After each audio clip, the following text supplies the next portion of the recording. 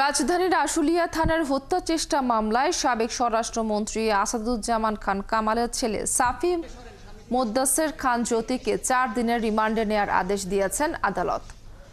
শনিবার বিকেলে ঢাকার চিফ জুডিশিয়াল ম্যাজিস্ট্রেট সাইফুল ইসলামের আদালত এই আদেশ দেন। এর আগে মামলার তদন্তকারী কর্মকর্তা আশুলিয়া থানার উপপরিদর্শক আবু তাহের মিয়া তাকে 7 দিনের রিমান্ডে নেয়ার আবেদন করেন।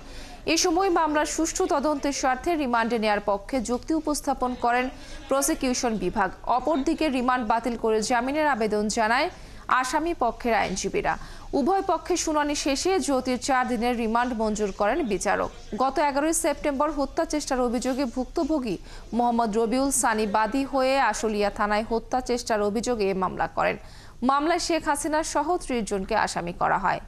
এ মামলায় এজাহার নামের 4 নম্বর আসামি হলেন জ্যোতি। গতকাল শুক্রবার রাতে রাজধানীর উত্তরা থেকে তাকে গ্রেপ্তার করে ঢাকা জেলা পুলিশ। এ মামলার অপর আসামিরা হলেন সাবেক স্বরাষ্ট্রমন্ত্রী আসাদুজ্জামান খান কামাল, সাবেক শিক্ষামন্ত্রী মহিবুল হাসান চৌধুরী নওফেল, ইউজিসির সাবেক সচিব ডক্টর ফেরদৌস জামান, সাবেক সদস্য ডক্টর মোহাম্মদ আলমগীর ও ডক্টর বিশ্বজিৎ চন্দ্র।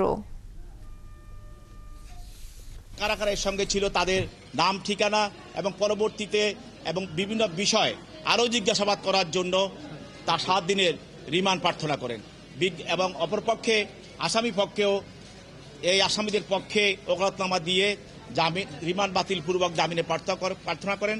আদালত উভয় পক্ষের শুনানি অন্তে এই আসামির বিরুদ্ধে 4 দিনের রিমান্ড মঞ্জুর করেন।